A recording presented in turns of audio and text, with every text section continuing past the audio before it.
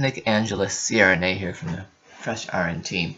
Before we start on communication, I did want to start one topic, and really we should have squished this somewhere into the topics, but time management, confidence, competence, common sense, those kind of issues are in everything that we're talking about.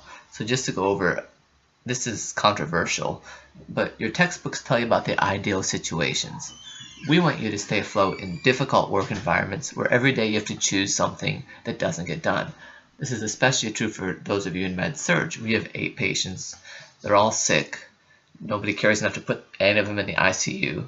And things are going to have to get dropped. And you have to be okay with that, or you won't be able to go to work cheerfully the next day.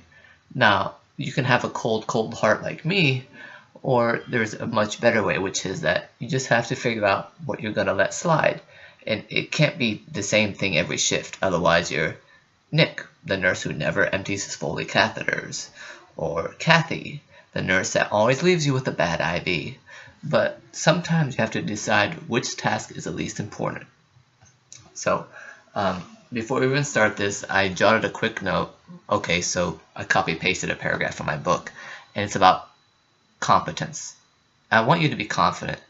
I don't want you to be confident if you suck.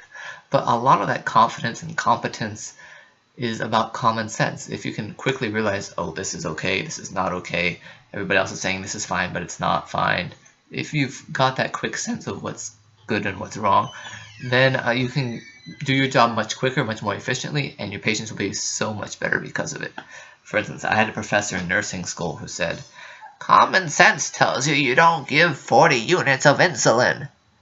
And we're all new nurses, and we realized, no, that has absolutely nothing to do with common sense.